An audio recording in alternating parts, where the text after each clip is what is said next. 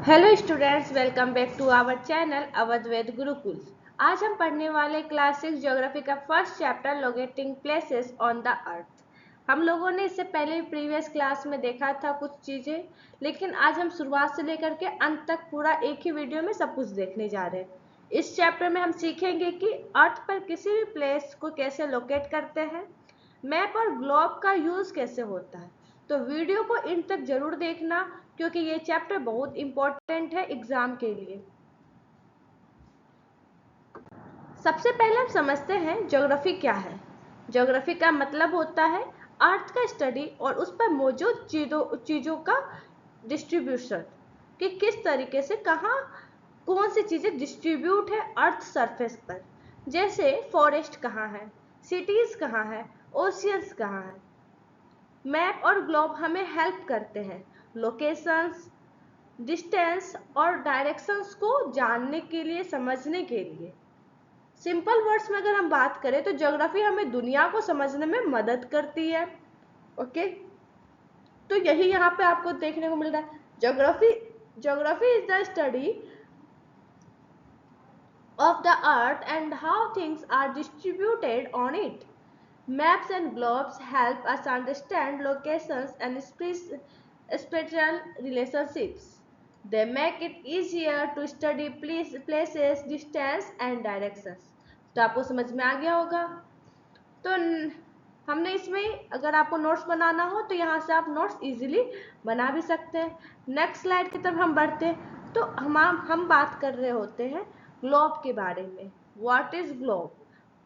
अब जब ग्लोब क्या होता है तो इसका आंसर हम इस तरीके से दे सकते हैं। ग्लोब अर्थ का एक छोटा सा मॉडल है, एक तरीका 3D मॉडल है, छोटा सा 3 डायमेंशनल मॉडल है अर्थ का। और ये हमें शो करता है किस चीज को?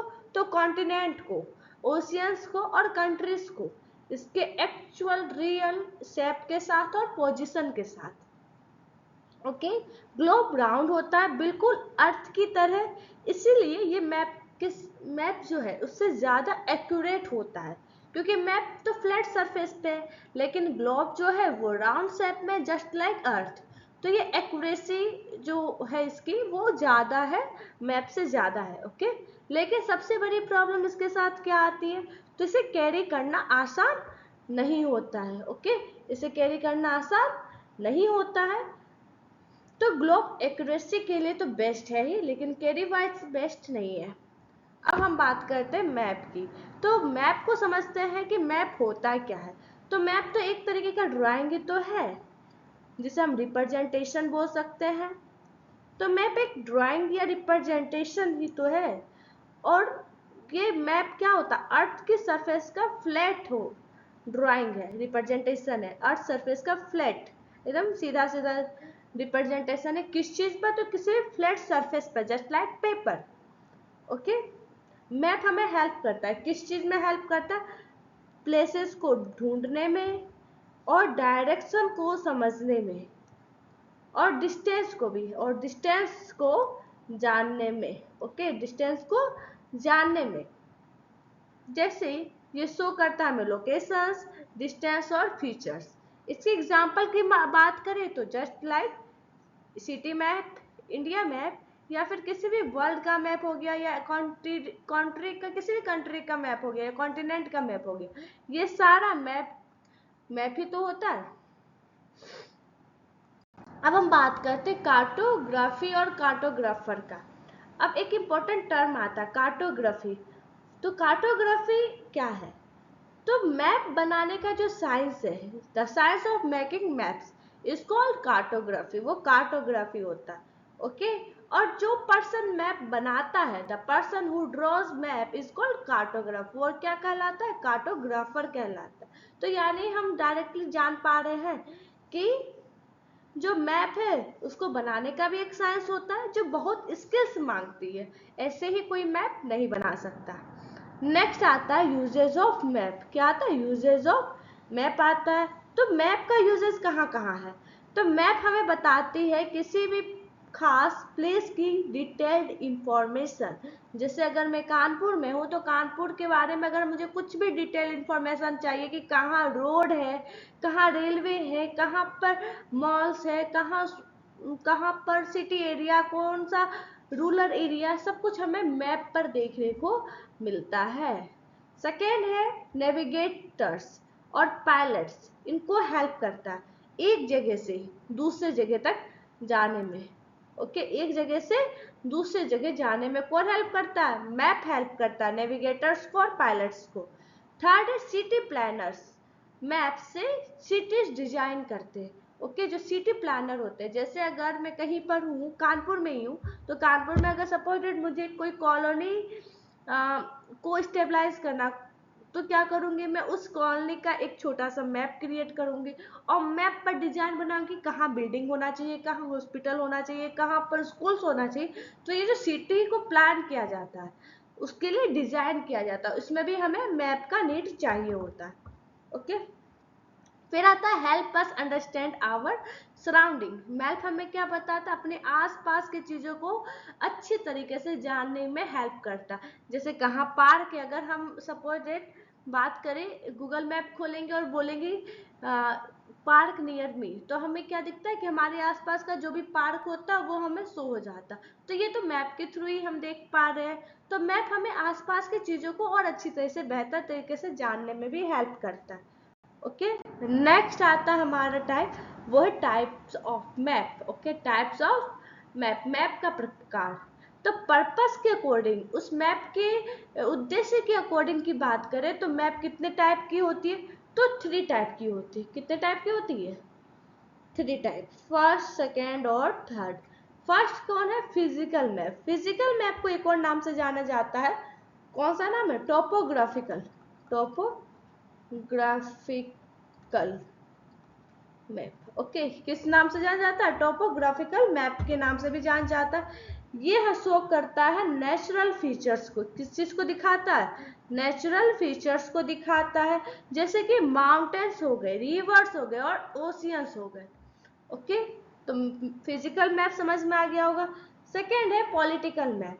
पॉलिटिकल मैप क्या दिखाता है हमें? बाउंड्रीज को, कि कहाँ किसका बाउंड्री है। जस्ट लाइक कंट्रीज का मैप, स्टेट का मैप या सिटी का मैप, ये सारा मैप कैसा होता है? पॉलिटिकल मैप होता है। थर्ड है थेमेटिक मैप। थेमेटिक मैप कैसा होता? जो हमें किसी खास पर्टिकुलर स्पेस, मतलब प्लेस का इंफॉर्मेशन, स्पेसिफिक इंफॉर्मेशन देता।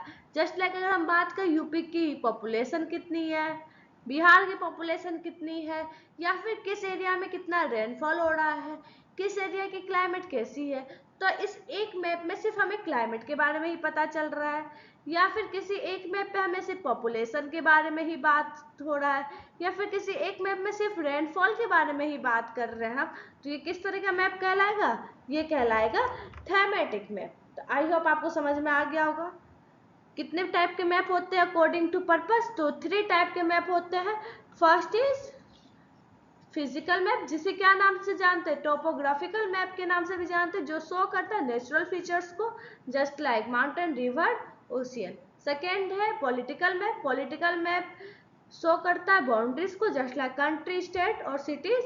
थर्ड है थेमेटिकल मैप। थेमेटिक मैप समय शो करता है इंफॉर्मेशन को, स्पेसिफिक इंफॉर्मेशन को, just like population, rainfall, climate. Okay, next slide पे आते हैं। इसमें भी हम टाइप्स ऑफ मैप ही देखेंगे, but according to scale, scale के अकॉर्डिंग। तो यहाँ एक वर्ड आता है स्केल। स्केल क्या होता है? तो स्केल होता है मैप पर डिस्टेंस है। जैसे इंडिया मैप, अगर मैप पे बात, कितना छोटा सा मैप बन सकता है? इंडिया का मैप बन सकता है या नहीं? यस और नो? बन सकता है, लेकिन क्या एक्चुअल में इतना ही छोटा इंडिया है? नहीं, इंडिया बहुत बड़ा है। तो सपोज इट, अगर यहाँ कानपुर है, ये फर्रुखाबाद है। ओके, ये कानपुर है, ये फर्रुखाबाद है, और इसके डिस्टेंस यहाँ पे तो इतना छोटा सा दिख रहा है, दिख रहा है या नहीं? जो शायद 3 आवर का डिस्टेंस होगा होगा सपोज इट। तो लेकिन क्या मैप पे इतना ही छोटा डिस्टेंस है? नहीं, मैप पर बहुत बड़ा डिस्टेंस हो सकता है। हो सकता है या नहीं?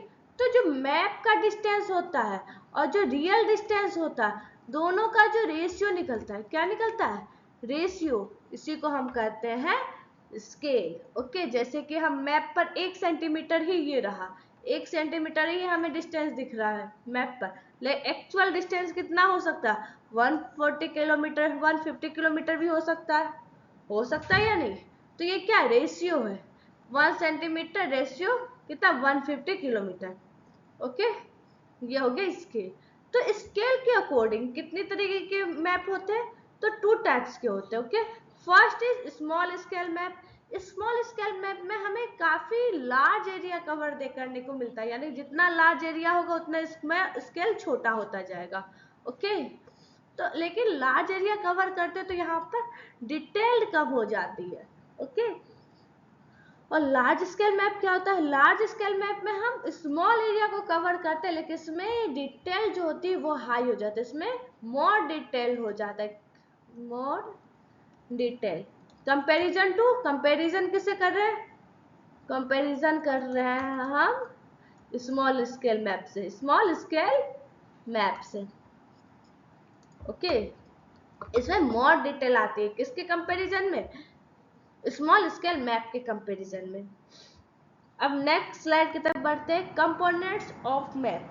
हर मैप में कुछ इंपॉर्टेंट पार्ट्स होता है, just like title, distance, scale, keys और डायरेक्शन। इसके बिना मैप कंप्लीट नहीं होता है। तो हम एट फर्स्ट बात करेंगे टाइटल। टाइटल क्या होता है, तो टाइटल के बारे में जब हम बात करते हैं तो टाइटल हमें मैप का पर्पस बताता है कि मैप क्यों बना है। अगर किसी मैप के ऊपर इंडिया मैप लिखा है तो इसका क्या मतलब होता है, इसका मतलब होता है, इससे हमें पता चलता है कि ये मैप किसका है, इंडिया का है। तो हम किसी भी मैप के ऊपर जो टाइटल लिखता है उस मैप को डिस्क्राइब कर रहा होता है। तो टाइटल सबसे इंपॉर्टेंट पार्ट होता है, और यहाँ पे लिखा भी है tells the purpose of the map. ये क्या करता है, पर्पस बताता है मैप का। ओके, नेक्स्ट स्लाइड पे आते हैं, डिस्टेंस। डिस्टेंस क्या बताता है, तो डिस्टेंस दो प्लेस के बीच की रियल डिस्टेंस ही होती। Okay, shows real distance between two places on the earth, helps us measure actual distance between places। ये क्या किसमें हेल्प करता है, तो ये मेजर करने में हेल्प करता है एक्चुअल डिस्टेंस को बिटवीन प्लेसेस को। ओके, मैप में स्केल के थ्रू हम एक्चुअल डिस्टेंस कैलकुलेट करते हैं, इससे हमें ट्रेवल प्लानिंग में भी मदद मिलती है। ओके, स्केल टाइप, तो स्केल मैंने पहले ही बताया स्केल क्या है, तो रेशियो है, क्या है, रेशियो है, किस चीज का रेशियो है, तो रियल मैप डिस्टेंस जो है, मैप डिस्टेंस जो है उसका किसके साथ रेशियो है, रियल डिस्टेंस के साथ, सॉरी रियल डिस्टेंस के साथ जो रेशियो निकलता है उसी को हम क्या बोलते हैं, स्केल बोलते हैं। टाइप ऑफ स्केल, तो टाइप ऑफ स्केल कितना है, तो 3 टाइप का होता है। एक होता है रिप्रेजेंटेटिव स्केल। रिप्रेजेंटेटिव मतलब इसमें हम रिप्रेजेंट करते हैं, जैसे 1:1000, 1:1 लाख। तो 1:1 लाख मतलब 1 सेंटीमीटर में कितना शो कर रहा है, 10 लाख सेंटीमीटर शो कर रहा है, जैसे कि यहाँ लिखा हुआ है। ओके, ये समझ में अगर रिप्रेजेंट कर रहे हैं। सेकेंड है स्टेटमेंट स्केल, तो यहाँ पे 2 सेंटीमीटर इक्वल टू 1 किलोमीटर। तो ये स्टेटमेंट के थ्रू लिखा गया है कि 1 सेंटीमीटर है जो कितना, सॉरी 2 सेंटीमीटर है जो कितना किलोमीटर को डिफाइन कर रहा है, 1 किलोमीटर को डिफाइन कर रहा होता है। एक होता है लीनियर स्केल। लीनियर स्केल कैसा स्केल होता है, ये मैप, ये लाइन ड्रॉ होता है और लाइन के थ्रू स्केल हमें शो किया जाता है। ओके, ये टाइप्स ऑफ मैप है ना, स्केल्स हो गया। अब नेक्स्ट स्लाइड की तरफ बढ़ते हैं। स्केल बहुत इंपॉर्टेंट है, पहले भी मैंने बताया है, और डिस्टेंस कैलकुलेट करने के लिए सबसे ज्यादा इंपॉर्टेंट होता है स्केल, तो उसे अच्छे से समझ लीजिएगा। अब आता है कीज। कीज या सिंबल क्या होता है, तो मैप में डिफरेंट चीजों को सिंबल्स से दिखाया जाता है, हर एक चीज का अलग सिंबल होता है। जैसे एग्जांपल अगर रेलवे की बात करें तो रेलवे यहाँ पे इस तरह से दिखा रहा है, लेकिन अगर हम हाथ से ड्रॉ करते तो रेलवे ट्रैक को हम कैसे ड्रॉ करते, इस तरीके से ड्रॉ करते हैं, ये क्या बन जाता है, रेलवे ट्रैक बन जाता है। अगर हम किसी टेम्पल को ड्रॉ करें तो इस तरीके से ड्रॉ करते हैं मैप पर। अगर हम किसी सपोज डेट किसी फॉरेस्ट को ड्रॉ करते तो फॉरेस्ट के ट्री को इस तरीके से ड्रॉ करते। तो ये हमें उस सिंबल को बताता है कि कहाँ पर क्या है। ओके, ये एक सिंबल है, समझ में आ रहा है। अब बात करते हैं symbols save space and make maps easy to read. ये अगर हम लिख दे, अगर हम मुझे सिंबल करना है कि कहाँ पर इंडिया में कहाँ कहाँ एयरपोर्ट है, तो हम एक एक सेंटेंस लिखना पड़ेगा कि एयरपोर्ट दिल्ली में भी है, एयरपोर्ट कानपुर में भी है, एयरपोर्ट लखनऊ में भी है, एयरपोर्ट पटना में भी है। तो हर एक जगह लिखना पड़ेगा, लेकिन सिंबल रहेगा तो एयरपोर्ट की जगह हम सिंबल बना देंगे। तो इससे क्या होगा, ये टाइम को वेस्ट करने से बचाता और मैप को और इजी बनाता और डिजाइन बनाता, जिससे कि हम पढ़ने में इजी हो जाता, हमें अच्छा लगता है, इंटरेस्ट बढ़ जाता है। ओके, तो नेक्स्ट टॉपिक पे आते हैं। नेक्स्ट टॉपिक है डिस्टेंस, सॉरी डायरेक्शंस। डायरेक्शंस की बात करें तो मेन कितने डायरेक्शंस होते हैं, तो मेन 4 डायरेक्शंस होते हैं, north and south S, east E, west W. Okay, ये तो पता ही होगा।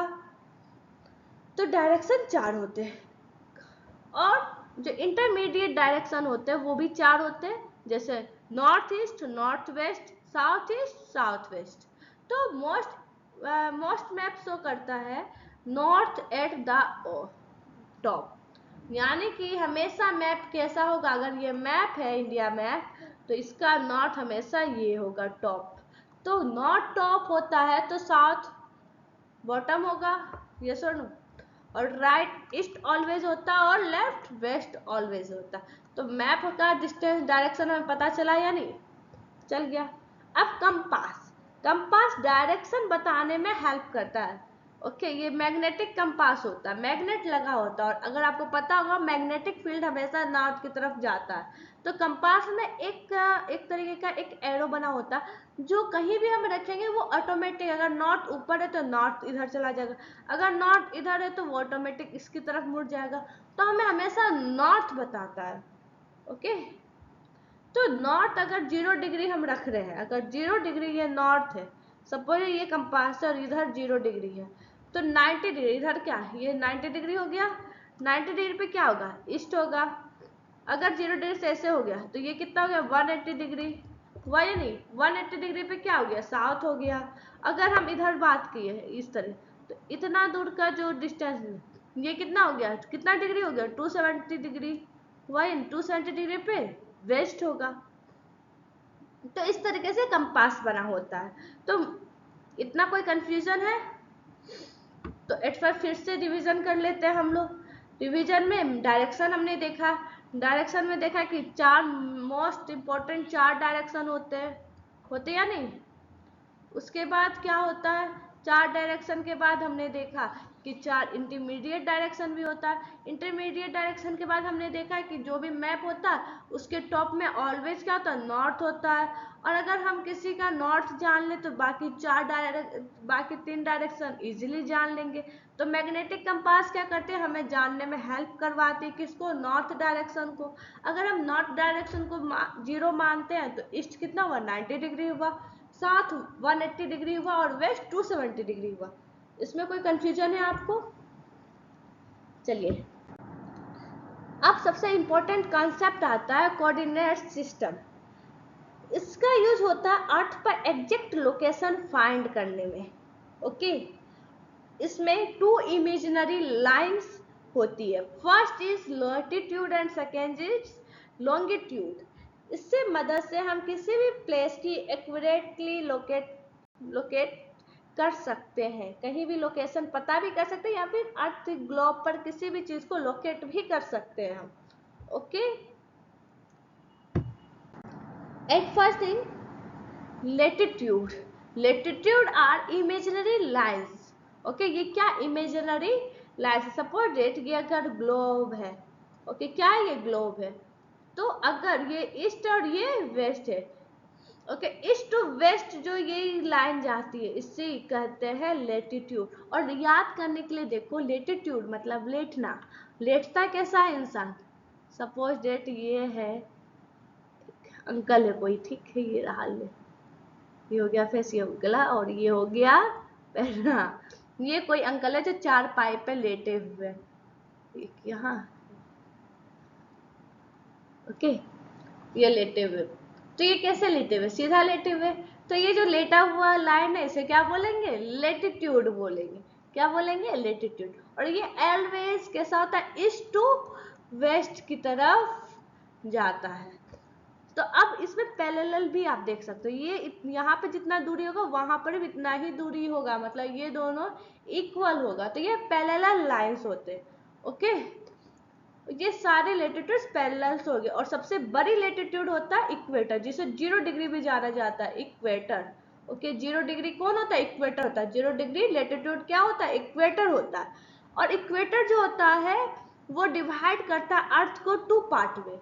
2 पार्ट में ऊपर वाला पार्ट होता है नॉर्थ हेमिस्फेयर, ओके, ऊपर वाला क्या होता है? North hemisphere.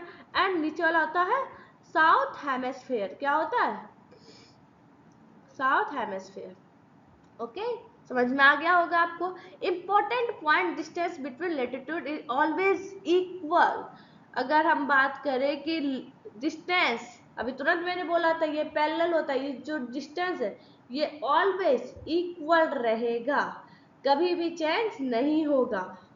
हम बात कर, अगर हम इसमें लेटिट्यूड का काउंट करते तो कोई लेटिट्यूड 5 डिग्री 2 मिनट इस तरह से देखने को मिलता है। अगर 65 डिग्री 2 मिनट, तो ये जो है ये डिग्री है। क्या है? डिग्री है। और ये मिनट है। डिग्री, डिग्री मतलब होता है 60 मिनट। कितना मिनट? 60 मिनट्स। और 1 मिनट इक्वल टू 60 सेकेंड। तो ये डिग्री है, मिनट से, और कहीं पर हमको 5 इस तरह से भी देखने को मिल सकता है, ये होता है सेकेंड्स। ओके, मैक्सिमम लेटिट्यूड होता है नॉर्थ में 90 डिग्री नॉर्थ और साउथ में 90 डिग्री साउथ। ओके, ये दोनों मैक्सिमम लेटिट्यूड है। अगर हम टोटल लेटिट्यूड की बात करें तो ये तो 0 है, 0 तक, 0 से 90 तक 90 लेटिट्यूड, और ये 0 से 90 तक 90 लेटिट्यूड, और ये 0 भी तो एक लेटिट्यूड है, इसको भी प्लस कर दो। 90 90 180 प्लस 1 181। कितना टोटल लेटिट्यूड होगा? 181 लेटिट्यूड टोटल होगा। यहाँ तक कोई कंफ्यूजन है आप लोग को बच्चों? आई थिंक आपको कोई दिक्कत नहीं होगा। ये एक इमेजिनरी लाइन है, अगर रिवीजन करना है तो इमेजिनरी लाइन है ये, और ये पैरेलल होता है हमेशा एक दूसरे के। सबसे बड़ा लेटिट्यूड कौन सा है? तो सबसे बड़ा लेटिट्यूड है इक्वेटर, और इक्वेटर के सब इक्वल होता है ये। यहाँ तक तो मतलब पैरेलल होता है इक्वेटर के, यहाँ तक तो कोई कंफ्यूजन हुआ नहीं होगा आप लोगों को। और इक्वेटर है ना, वर्ल्ड को 2 पार्ट में, इक्वली 2 पार्ट में डिवाइड करता, north hemisphere and south hemisphere. और टोटल लेटिट्यूड कितनी है? तो 181 लेटिट्यूड है टोटल। ओके, अब टाइप्स ऑफ लेटिट्यूड जो है वो कैसे टाइप्स है? तो मैंने पहले बोला जो नॉर्थ हेमिस्फीयर में है, नॉर्थ हेमिस्फीयर में जो लेटिट्यूड है उसको हमेशा एन से डिनोट करते हैं, जिसे नॉर्थ लेटिट्यूड्स बोलते हैं। और जो साउथ हेमिस्फीयर में लेटिट्यूड होगा उसे साउथ लेटिट्यूड कहते हैं, जिसे एस से डिनोट करते हैं। Okay, important parallels of latitude. Important parallels कौन कौन सा होता है? तो अगर सपोज डेट ये अर्थ है, ओके, क्या है? अर्थ है। अर्थ का सबसे बड़ा लाइन इक्वेटर 0 डिग्री। फिर एक और इम्पोर्टेंट, सबसे इम्पोर्टेंट लाइन होता है, इसे कहते हैं ट्रॉपिक ऑफ कैंसर। क्या बोलते हैं? Tropic of cancer. और एक और लाइन होता है जिसे कहते हैं आर्टिक, क्या बोलते हैं? Arctic circle. Okay, tropic of cancer का कितना डिग्री नॉर्थ होता है? 23 degree half, 23.5 degree north. Okay, वहीं पर आर्कटिक सर्कल कितना होता है? 66 हाफ डिग्री नॉर्थ। ओके, वहीं पर अगर साउथ हेमिस्फीयर की बात करें तो सबसे इंपॉर्टेंट लाइन लेटिट्यूड होता है tropic of cancer, sorry tropic of capricorn. इसका कितना डिग्री होता है? 23.5 डिग्री साउथ। और एक और यहाँ पर एक और सबसे इम्पोर्टेंट लाइन होती है, लेटिट्यूड होती है अंटार्कटिक। Antarctic circle. ओके, ये वाली सर्कल क्या होती है? अंटार्कटिक सर्कल होती है, जिसका कितना डिग्री होता है? 66.5 डिग्री साउथ होता है। ये तो आप याद ही कर लीजिएगा, लाइफ टाइम ये काम आने वाली है। ओके, ये बेसिक्स है और बेसिक्स क्लियर होगा तभी आप कुछ कर पाओगे, वरना कभी कुछ नहीं होगा। क्लास 6 में अगर बेसिक्स क्लियर हो जाती तो अच्छी चीज होती है। तो अभी से ये सब चीज बेसिक क्लियर करते हुए चलिए। ओके, तो अभी फिर से रिवीजन करवा देते हैं। टोटल फाइव लेटीट्यूड से जो बहुत इंपॉर्टेंट है, हमेशा क्वेश्चन आएगा। First is equator, second is tropic of cancer, third is tropic of capricorn, fourth is arctic circle and fifth is antarctic circle. Okay, अभी तुरंत मैंने बताया कि ये जो सर्कल है इसमें कितने आपको दिख रहा है? Latitude 5 latitude. First is equator, second is tropic of cancer, and third is tropic of capricorn, fourth is arctic circle and fifth is antarctic circle। ये जो आपको ट्रॉपिक ऑफ कैंसर से ट्रॉपिक ऑफ कैप्रिकॉर्न वाला area देखने को मिलता है, ये एरिया काफी ज्यादा हॉट होता है, जिसकी वजह से इसे टोरिड जोन भी कहते हैं या फिर ट्रॉपिकल रीजन भी बोलते हैं। ओके, इसे क्या बोलते हैं? ट्रॉपिकल रीजन या फिर टोरिड। ओके, टोरिड जोन भी कहते हैं। फिर ये वाला जो एरिया आता है ट्रॉपिक ऑफ कैंसर से लेकर के आर्कटिक सर्कल तक, और या फिर ट्रॉपिक ऑफ कैप्रिकॉर्न से लेकर अंटार्कटिक सर्कल तक, ये वाला जो एरिया आता है इस दोनों को क्या बोलते हैं हम लोग? ये जो एरिया आता है इस दोनों को हम लोग क्या बोलते हैं? इसे हम लोग बोलते हैं टेम्परेट जोन। क्या बोलते हैं? Temperate zone. यहाँ पे लिखा हुआ भी है, टेम्परेट जोन बोलते हैं। एंड थर्ड जो ये वाला एरिया आता है, ये वाला एरिया जो कि ये जो आर्कटिक सर्कल है उससे पोल की तरफ, और जो ये अंटार्कटिक सर्कल इससे पोल की तरफ जो जाता है एरिया, इससे हम कहते हैं फ्रीज जोन या फिर पोलर रीजन। क्या बोलते हैं? फ्रीज जोन या फिर पोलर रीजन। ओके, यहाँ तक आपको समझ में आ गया होगा। फिर से देख लेते हैं। टोटल 3 जोन हमें देखने को मिलता है अर्थ पर। फर्स्ट इज ट्रॉपिक जोन, जिसे हम ट्रॉपिकल जोन भी कहते हैं, second is temperate zone and third is freeze zone. Okay, कौन सा? Freeze zone. अब नेक्स्ट स्लाइड की तरफ हम लोग बढ़ते हैं। अब नेक्स्ट आता है लॉन्गिट्यूड। लॉन्गिट्यूड क्या है? तो ये वर्टिकल लाइंस होता है। हमने हॉरिजेंटल लाइंस देखा था, ये अगर ये था तो इस पर हम लोगों ने कैसा लाइन देखा? इस तरह का लाइन देखा, ये था लो लेटीट्यूड, लेटा हुआ लाइन। लेकिन अब हम लोग को कौन सा देखना है? अब ये सपोजेड नॉर्थ पोल है और ये साउथ पोल है, इसको मिलाने वाले लाइन को हम क्या बोलते हैं? लॉन्गिट्यूड बोलते हैं। जो वर्टिकल होता है, कैसा होता है? वर्टिकल लाइंस होता है ये, और वो कैसा था? हॉरिजॉन्टल लाइंस था। ओके, ये नॉर्थ पोल से साउथ पोल को मिलाने वाला इमेजिनरी लाइन होता है। ओके, इससे क्या हुआ? ये एक प्रॉपर सर्कल नहीं बनाता, ये सेमी सर्कल होता है। यानी कि ये लाइन से इधर लेके आ गया तो उधर तो नहीं बना, इसके अपोजिट साइड, उसके अपोजिट साइड दूसरी है ना सर्कल बन रही होगी, सेमी सर्कल बनेगी, तो ये सेमी सर्कल होती है। ओके, प्राइम में है ना मेरिडियन लोकेशन जो होता है वो 0 डिग्री होता है। जैसे ये 0 डिग्री है तो ये प्राइम मेरिडियन लोकेशन है, जो कि ग्रीनविच, यहाँ पे अगर लंदन है अगर, तो यह ग्रीनविच यहाँ पे कोई सिटी होगा जिससे होते हुए गुजरती है। और इंडिया बोलती हूँ, अर्थ को 2 पार्ट में डिवाइड करती है। ईस्टर्न, इसे क्या कहते हैं? ईस्टर्न हेमिस्फीयर कहते हैं, ईस्टर्न हेमिस्फीयर कहते हैं, और इसको वेस्टर्न हेमिस्फीयर कहते हैं। इससे इक्वल 2 पार्ट में अर्थ डिवाइड होती है। लेटिट्यूड्स मीट एट द पोल, यानी कि हमेशा लेटिट्यूड क्या होता है? हमेशा पोल के पास जाकर के मिल जाता है। अब समझो एक सर्कल कितना डिग्री का होता है? 360 डिग्री। यस और नो? यस।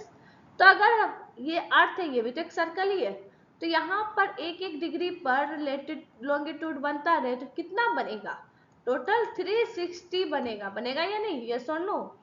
तो टोटल लॉन्गिट्यूड कितना होता है? 360 होता है। कितना होता है? 360 होता है। जिसमें अब हम डायरेक्ट तभी बात किए थे कि जो भी कुछ हमें दिख रहा है अर्थ, उसको लेटीट्यूड जो होता है 0 डिग्री लॉन्गिट्यूड जो होता है वो 2 पार्ट में डिवाइड करता है। First is eastern hemisphere, second is western hemisphere. तो ईस्टर्न में आधा टोटल 360 लॉन्गिट्यूड है, तो उसका हाफ कितना होगा 180 लॉन्गिट्यूड। तो 180 डिग्री कहाँ होता है, ईस्ट में होता है। 180 डिग्री कहाँ होता है, वेस्ट में होता है।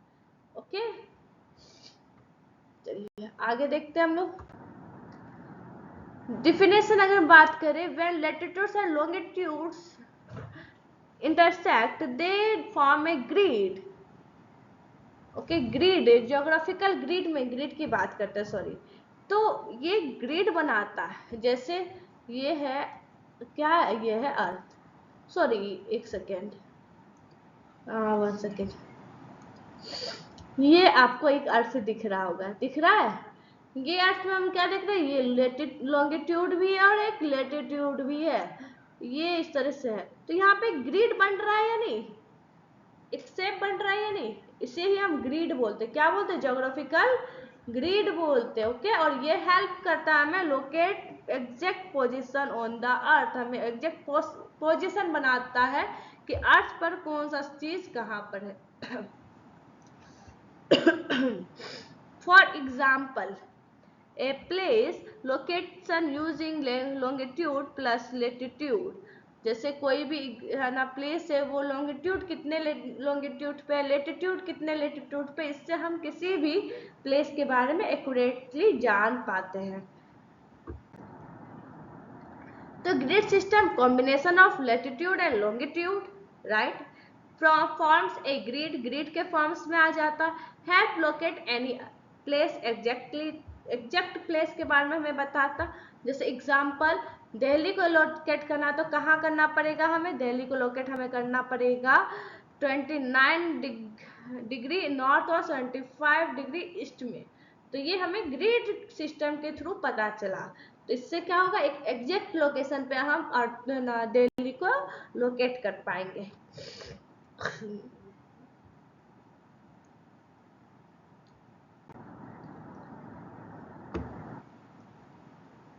जब लॉन्गिट्यूड और लेटीट्यूड इंटरसेक्ट करते हैं, एक दूसरे से टकराते हैं, तो उसे ग्रिड कहते हैं। ये तो हमें पता चल गया, और इससे एग्जैक्ट टाइम का पता चलता है, ये सब भी पता चल गया। तो सबसे इंटरेस्टिंग कॉन्सेप्ट आता है टाइम। इंडिया 24 आवर में 360 एक दिन कंप्लीट करता, और एक दिन कंप्लीट करने के लिए 360 डिग्री रोटेट करना पड़ता, मतलब अर्थ को पूरा एक चक्कर लगाना पड़ता है। ओके, जो एक चक्कर अर्थ लगाएगी तो उसमें 24 आवर कंप्लीट होगी, मतलब 360 डिग्री रोटेट करेगी। इसीलिए अगर हम बात करें 360 डिग्री को रोटेट करना है 24 आवर में, तो अगर इसको काटे तो कितने बार में कटेगा, 15 डिग्री। और एक आवर होगा। ओके, ये एक बार में करेगा, ये 15 बार में कटेगा। ओके, तो 15 बार में जब हम काटे इसे,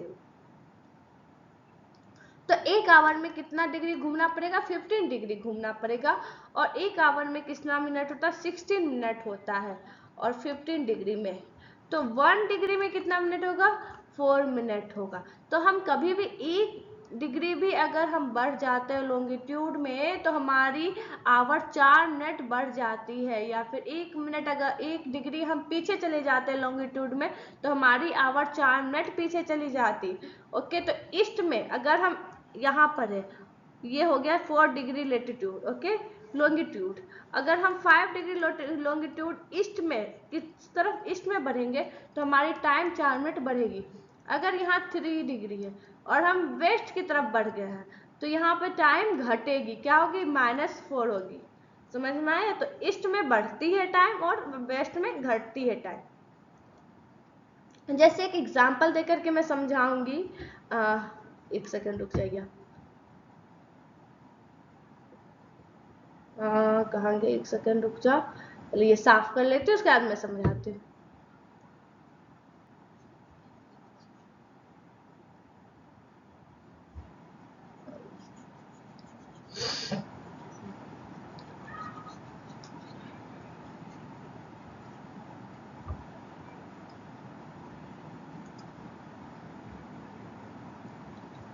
जैसे इंडिया कहाँ पर है, इंडिया है 82 डिग्री 5 मिनट ईस्ट पर है।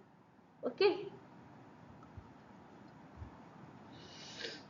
जिसको 82.5 डिग्री भी कह सकते हैं ईस्ट। ओके, 82.5 डिग्री ईस्ट पर है इंडिया। और लंदन कितना है, ग्रीनविच 0, ये तो पहले ही बता दी थी। तो इंडिया ईस्ट में मतलब टाइम बढ़ रहा है, प्लस में जा रहा है। ओके, बढ़ रहा है। तो दोनों के बीच में डिफरेंस कितना है, 82 और 5.5 का डिफरेंस है। और इसे डिवाइड कितना से करना होगा, 4 से करना होगा। ओके,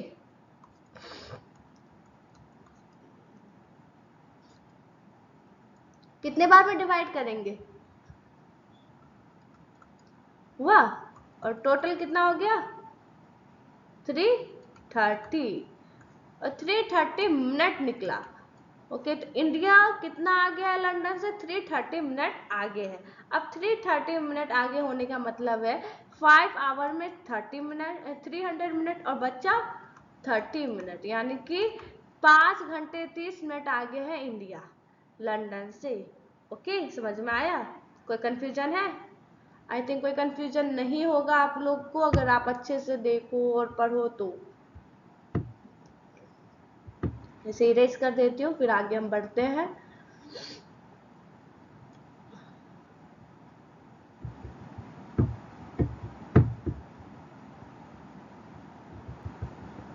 सेकेंड, एक सेकेंड रुक जाइए।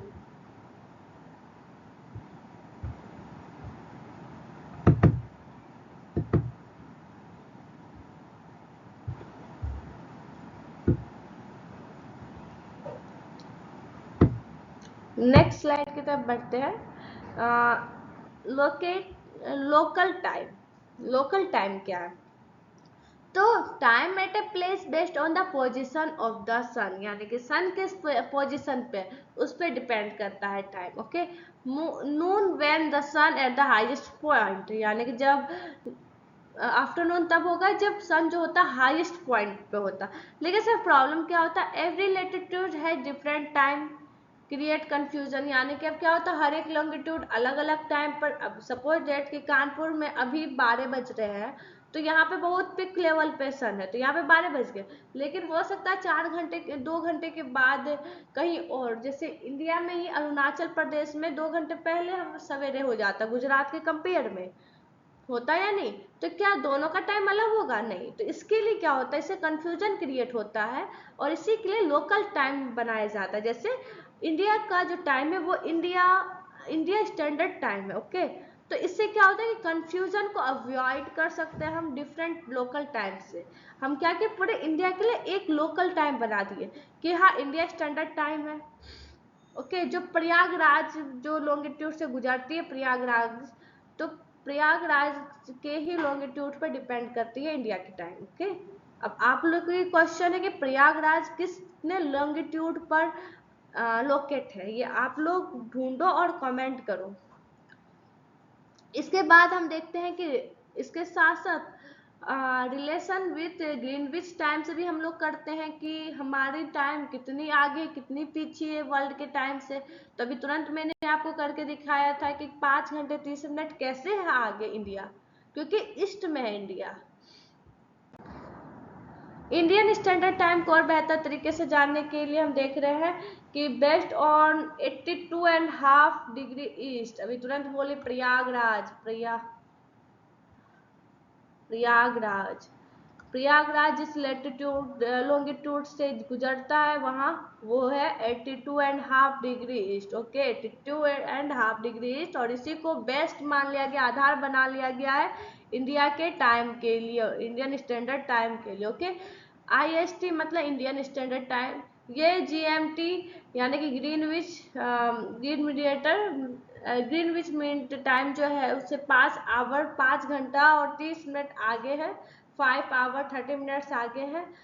इससे क्या होता है, मेंटेन होता है पूरे इंडिया का टाइम, यूनिफॉर्मल टाइम, कि सारे लोग अरुणाचल प्रदेश हो, गुजरात हो, तमिलनाडु हो, बिहार हो, उत्तर प्रदेश हो, आंध्र प्रदेश हो, लद्दाख हो, जम्मू कश्मीर, हर एक जगह एक टाइम में एक ही टाइम हमेशा दे रहा होता है। अगर आप अभी तमिलनाडु में भी बात करोगे तो उतना ही टाइम हो रहा होगा जितना अभी यूपी में हो रहा है, जितना अभी बिहार में हो रहा है उतना ही गुजरात में ही हो रहा होगा। तो ये टाइम डिपेंड करता है इंडियन स्टैंडर्ड टाइम पर। ओके, यहाँ तक कोई कंफ्यूजन आई थिंक नहीं हुआ होगा आपको। नेक्स्ट बढ़ते हैं local time versus standard time. Local time based on sun position होता है, स्टैंडर्ड टाइम होता है same time for whole country. तो लोकल टाइम में कंफ्यूजन क्या होता है, डिफरेंट फॉर डिफरेंट प्लेसेस, हर प्लेस का अपना अलग डिफरेंट टाइम हो सकता है। लेकिन स्टैंडर्ड टाइम क्या कर सकता है, फिक्स कर देता है पूरे एक कंट्री के लिए एक खास time. Okay, time difference calculation, find longitude difference. सबसे पहले भी तुरंत मैंने जब टाइम निकाला इंडिया का कंपैरिजन विद लंदन, तो हमने क्या किया, दोनों का लॉन्गिट्यूड देखा, उस दोनों लॉन्गिट्यूड का डिफरेंस देखा, फिर डिफरेंस में 4 से मल्टीप्लाई कर दिया। उसके बाद अगर ईस्ट में रहता तो मैं ऐड करते, अगर वेस्ट में होता तो सब्सट्रैक्ट करते। तो इंडिया क्या है, ईस्ट में था, तो इस वजह से हम उसमें ऐड किए, क्या कि ऐड किए। ओके, फॉर एग्जाम्पल यहाँ पर जस्ट अभी तुरंत दिखाया स्टेप 1, इंडिया कितना 82.5 डिग्री ईस्ट है और लंदन कितना 0 डिग्री है। डिफरेंस कितना 82.5 डिग्री डिफरेंस हो गया दोनों में। अब 1 डिग्री इक्वल टू 4 मिनट होता है, तो उसको मिनट में कन्वर्ट करने के लिए 4 से मल्टीप्लाई किए। 4 से मल्टीप्लाई करने के बाद 330 मिनट्स निकला। अब 330 मिनट्स निकला तो उसको किससे डिवाइड कर देंगे, 60 से, क्योंकि आवर में हम निकालेंगे। जब हम आवर में निकालेंगे तो 5 आवर्स 30 मिनट्स हमें मिलेगा। तो फाइनल आंसर हमें मिलता है India is 5 hours 30 minutes ahead of London, यानी कि ईस्ट में है, लंदन से ईस्ट में है इंडिया, तो अहेड होगा। ओके, क्या होगा, आगे होगा, because India is the east, time is ahead. India कहाँ है, ईस्ट है।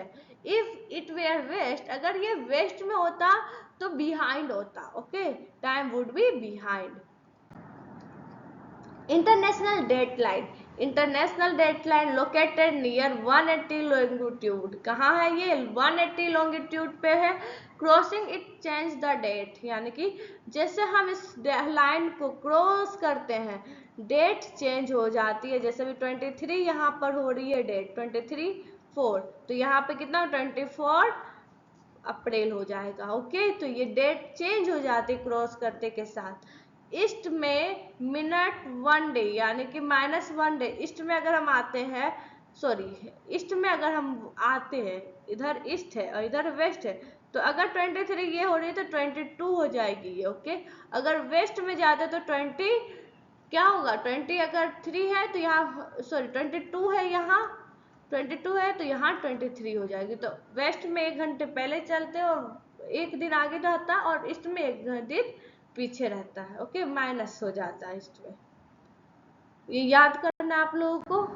और समरी में हम देख रहे हैं लॉन्गिट्यूड देखा, लेटिट्यूड देखा, इक्वेटर्स भी देख लिए, प्राइम मीडिएटर्स भी देख लिए, उसके बाद IST यानी कि इंडियन स्टैंडर्ड टाइम भी देख लिया हम लोगों ने, और ग्रिड सिस्टम भी देखा, आइडियल भी देखा, जिससे डेट चेंज होता है। तो स्टूडेंट्स, आज हमने पूरा चैप्टर डिटेल में समझ लिया है। अगर वीडियो पसंद आया हो तो लाइक करें और चैनल अवध वेद गुरुकुल को सब्सक्राइब करें, और कमेंट में ज़रूर बताएं आपको कौन सा टॉपिक सबसे इंटरेस्टिंग लगा। Thank you so much.